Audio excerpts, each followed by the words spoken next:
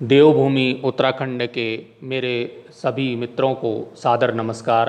मित्रों, जैसा कि आपको मालूम ही है कि उत्तराखंड SCERT द्वारा कक्षा 6 से 9 तक के छात्र छात्राओं के लिए मिशन कोशिश कार्यक्रम संचालित किया जा रहा है, जो कि 8 सप्ताह के लिए निर्धारित किया गया है। इसी क्रम में आज हम कक्षा 9 विषय हिंदी के चतुर्थ सप्ताह की वर्कशीट का यहाँ पर अध्ययन करेंगे। मित्रों, हमने प्रथम सप्ताह में अलग अलग विषयों से संबंधित अलग अलग विधाओं से संबंधित वर्कशीट को हल किया था। दूसरे सप्ताह में हमने कहानी विधा का हमने अध्ययन किया था और तीसरे सप्ताह में हमने वार्तालाप जो यात्रा वृत्तांत है उसका हमने अध्ययन किया था। अब यहाँ पर हम चतुर्थ सप्ताह में पत्र लेखन का अध्ययन करने जा रहे हैं। तो आइए अभ्यास पत्रक वर्कशीट का अध्ययन प्रारंभ करते हैं। अभ्यास पत्रक विषय हिंदी कक्षा 9 चतुर्थ सप्ताह। आइए सबसे पहले पूर्व का ज्ञान प्राप्त कर लेते हैं। पूर्व में दिए गए अभ्यास पत्रक में आपने यात्रा वृत्त के बारे में अध्ययन किया था। जब आप कहीं घूमने जाते हो या अस्वस्थ हो जाते हो या किसी भी अन्य कारणवश विद्यालय नहीं जा पाते हो तो आप अपने प्रधानाचार्य को अवकाश हेतु प्रार्थना पत्र लिखते हो। अतः इस अभ्यास पत्रक में हम पत्र लेखन का अध्ययन करने जा रहे हैं। पत्र लेखन में सबसे पहले हम पत्र लेखन के बारे में जान लेते हैं कि पत्र लेखन होता क्या है। लिखित रूप में अपने मन के भावों एवं विचारों को प्रकट करने का माध्यम पत्र कहलाता है। पत्र लेखन एक महत्वपूर्ण कला है। यह कला जन सामान्य के जीवन से संबंधित है। यद्यपि आज संचार के कई साधन उपलब्ध हैं, परंतु पत्र लेखन का अपना अलग ही महत्व है। आज भी सरकारी कामकाज के लिए पत्र लिखने की आवश्यकता होती है। अब यहाँ पत्र कितने प्रकार के हैं वो हम जान लेते हैं। यहाँ पर हम देखते हैं पत्र के प्रकार। तो पत्र कितने प्रकार के होते हैं यहाँ पर बताया गया है कि पत्र कितने प्रकार के होते हैं। पत्र यहाँ पर 2 प्रकार के बताए गए हैं। पहला जो है पत्र जो है वो होता है औपचारिक पत्र। अब औपचारिक पत्र किसे कहते हैं यहाँ पर देखिएगा। औपचारिक पत्र कहते हैं, औपचारिक पत्र उन व्यक्तियों को लिखे जाते हैं जिनसे हमारा कोई व्यक्तिगत परिचय नहीं होता है, उनको हम औपचारिक पत्र लिखते हैं। अब अनौपचारिक पत्र क्या होता है? अनौपचारिक पत्र जिन व्यक्तियों से हमारा निजी संबंध होता है उन्हें अनौपचारिक पत्र लिखे जाते हैं। इतना अंतर समझ लीजिए कि औपचारिक पत्र उन व्यक्तियों को लिखे जाते हैं जिनसे हमारा कोई व्यक्तिगत परिचय नहीं होता है, व्यक्तिगत संबंध नहीं होता है, और अनौपचारिक पत्र उन व्यक्ति को लिखे जाते हैं जिनसे हमारा निजी व्यक्तिगत संबंध होता है। अब ये हमने गद्यांश पढ़ा। इस गद्यांश पर आधारित कुछ प्रश्नों के उत्तर हमने लिखने हैं। प्रश्न संख्या 1 कहता है कि उपर्युक्त गद्यांश को पढ़कर प्रश्नों के उत्तर दीजिए। प्रश्न संख्या क है पत्र किसे कहते हैं। तो हमने यहाँ गद्यांश में पढ़ा कि लिखित रूप में अपने मन के भावों एवं विचारों को प्रकट करने का माध्यम पत्र कहलाता है। तो यही आप इसका उत्तर लिख सकते हैं। यहाँ पर मैं इसका हल आपको देता हूँ। चतुर्थ सप्ताह अभ्यास पत्रक विषय हिंदी कक्षा 9 प्रश्न संख्या 1 गद्यांश पर आधारित प्रश्नों के उत्तर। तो उत्तर संख्या जो 1 का क है उसको देखेंगे। उत्तर है क, लिखित रूप में अपने मन के भावों एवं विचारों को प्रकट करने का माध्यम पत्र कहलाता है। तो ये आप यहाँ से इसका उत्तर यहाँ से जान पाएंगे और आसानी से लिख पाएंगे। प्रश्न संख्या 1 का ख है पत्र कितने प्रकार के होते हैं। अब पत्र कितने प्रकार के होते हैं तो ये भी यहाँ पर बताया है। पत्र 2 प्रकार के होते हैं। नंबर 1 औपचारिक पत्र और नंबर 2 अनौपचारिक पत्र। अगले प्रश्न की ओर चलते हैं। अगला हमारा प्रश्न है कि औपचारिक पत्र किन व्यक्तियों को लिखे जाते हैं। ये यहाँ औपचारिक पत्र के गोले में यहाँ पे बताया गया है कि औपचारिक पत्र किनको लिखे जाते हैं। तो इसका उत्तर हम जान पाएंगे यहाँ से। औपचारिक पत्र उन व्यक्तियों को लिखे जाते हैं जिनसे हमारा कोई व्यक्तिगत परिचय नहीं होता है।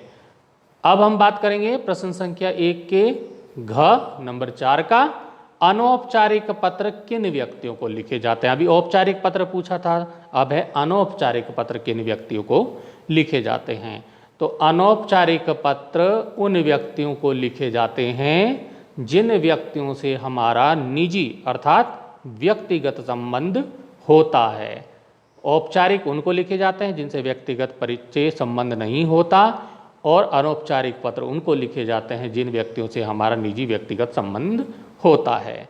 अब यहाँ पर प्रश्न संख्या 1 का जो 5वां है उसमें हम चलेंगे। निम्नलिखित पत्रों को पत्र के प्रकार के अनुसार अलग अलग सूचीबद्ध कीजिए, मतलब सूची तैयार करनी है। यहाँ पर कुछ पत्र दिए गए हैं, तो ये कौन से प्रकार में आते हैं ये यहाँ पे लिखना है। जैसे कि हमारा आवेदन पत्र है, परिवार के सदस्यों को लिखे गए पत्र हैं, शिकायती पत्र है, संपादक को पत्र है, मित्रों को लिखे गए पत्र हैं, व्यवसायिक पत्र हैं, सगे संबंधियों को लिखे गए पत्र हैं। तो ये पत्र जो है किस प्रकार के अंतर्गत आते हैं, कौन से पत्र में आते हैं, औपचारिक में आते हैं कि अनौपचारिक में आते हैं, ये यहाँ पर सूची बनानी है। तो हम इस प्रकार से सूची बना सकते हैं। ये यहाँ पे देखिएगा, इस प्रकार से आप एक और लिख देंगे, एक और हम लिखेंगे औपचारिक पत्र और दूसरी ओर हम लिखेंगे अनौपचारिक पत्र। अब इसकी हम सूची बनाते हैं कि कौन कौन से औपचारिक में आते हैं, कौन कौन से अनौपचारिक में आते हैं, जो ऊपर दिए गए हैं। तो औपचारिक में आते हैं आवेदन पत्र, शिकायती पत्र, संपादक को पत्र और व्यवसायिक पत्र, ये आएंगे आपके औपचारिक पत्र में। अब अनौपचारिक पत्र, परिवार के सदस्यों को लिखे गए पत्र औपचारिक पत्र में आएंगे, मित्रों को लिखे गए पत्र वो भी औपचारिक पत्र में आएंगे, और सगे संबंधियों को लिखे गए पत्र भी औपचारिक पत्र में आएंगे। तो मित्रों, इस प्रकार से आप इसका क्या कर सकते हैं, सूची को बना सकते हैं। ये आपकी सूची यहाँ से यहाँ तक आपकी सूची तैयार हो गई। तो इस प्रकार आप उत्तर इसको लिख पाएंगे। अब हम चलते हैं, जो इसका दूसरा भाग है वो है यहाँ पर विद्यालय के प्रधानाचार्य को विद्यालय के पुस्तकालय में हिंदी की पत्रिकाएं उपलब्ध कराने हेतु प्रार्थना पत्र दिया गया है। देखिए यहाँ पे पत्र दिया गया है, इसको हम पढ़ लेते हैं। सेवा में प्रधानाचार्य राई का राजकीय इंटर कॉलेज, और यहाँ पर स्थान छोड़ा है, तो जिस स्थान जो भी स्थान होगा आप लिख पाएंगे। विषय इसका है विद्यालय के पुस्तकालय में हिंदी की पत्रिकाओं के संबंध में। महोदय, सविनय निवेदन यह है कि मैं आपके विद्यालय का 9वीं का छात्र हूँ, 9वीं कक्षा का छात्र हूँ तथा पिछले 4 वर्षों से विद्यालय में अध्ययनरत हूँ।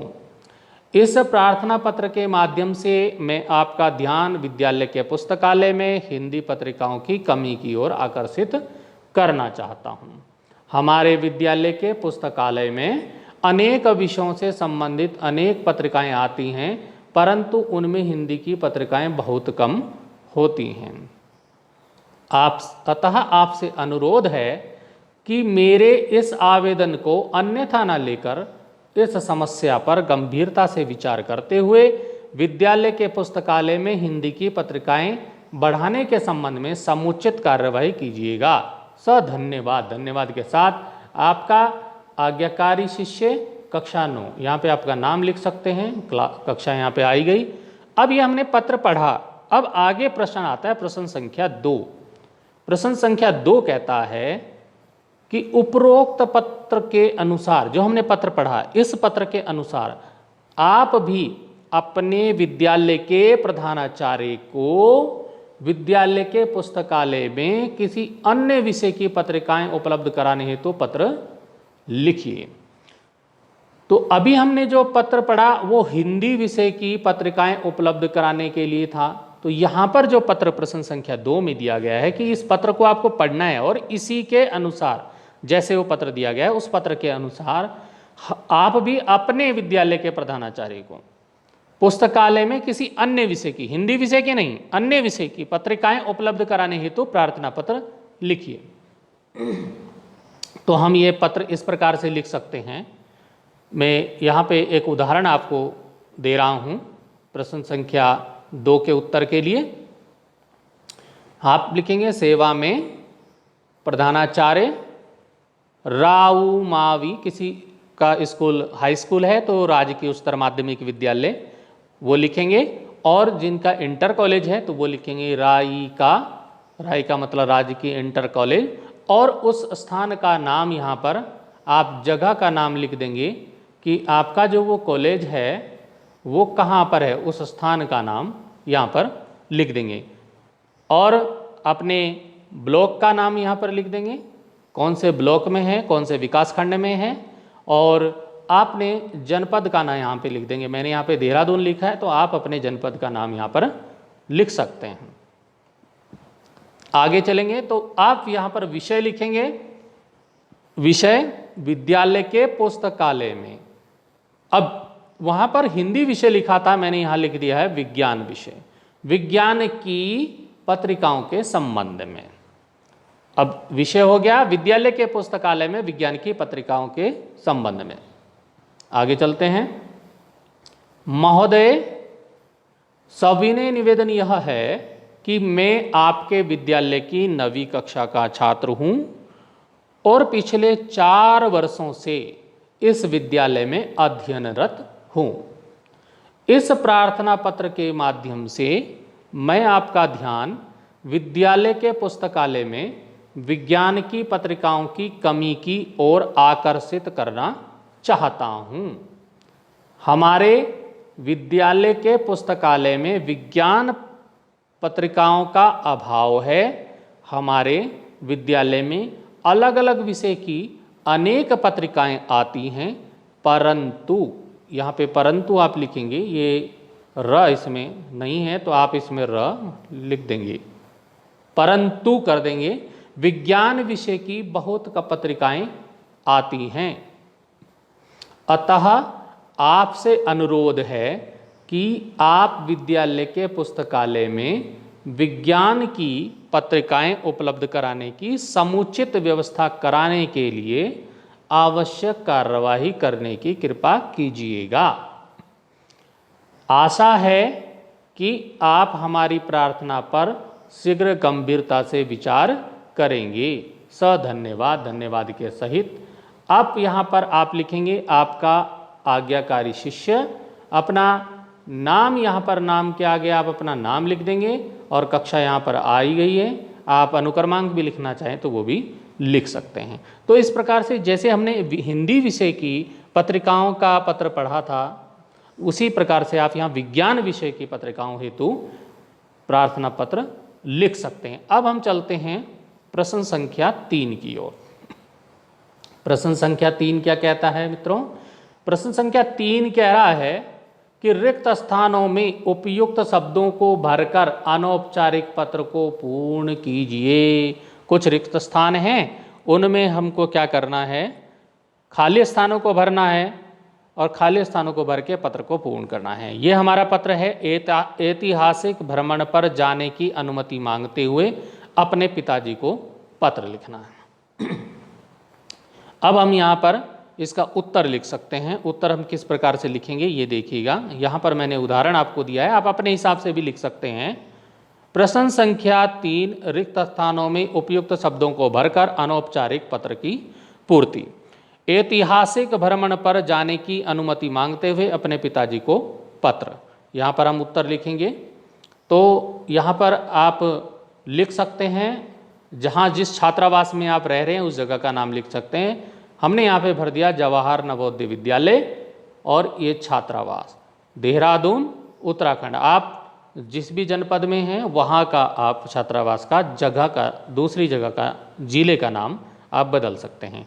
दिनांक आज 29 जुलाई 2021 है, तो अब मैंने आज की ही दिनांक इसमें लिखी है।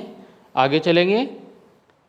आदरणीय पिताजी, देखिए जो मैंने यहाँ पर आपको अलग कलर में, अलग रंग में दिखाया गया है, रेड कलर में, उसको आप, ये भरे हुए शब्द हैं जो खाली स्थानों में हमने भरे हैं, तो यहाँ पर हो जाएगा आदरणीय पिताजी, सादर चरण स्पर्श। अब यहाँ से उस पत्र को हम पूरा करेंगे जो कि ऊपर दिया गया है, यहाँ पर प्रश्न में दिया गया है। यहाँ पर खाली स्थान है, देखिएगा ये खाली स्थान दिए हैं। तो ये खाली स्थानों में हमने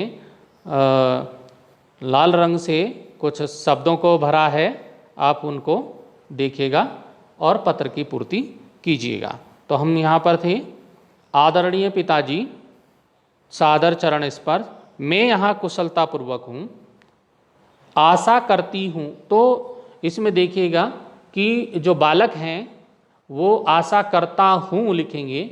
ये मेरी बालिका ने ये पत्र मुझे पूर्ति करके भेजा था, तो मैंने उसी की तरफ से ये पत्र यहाँ पर बालिकाओं के लिए लिखा है। तो आशा करती हूँ कि आप लोग वहाँ पर सकुशल होंगे।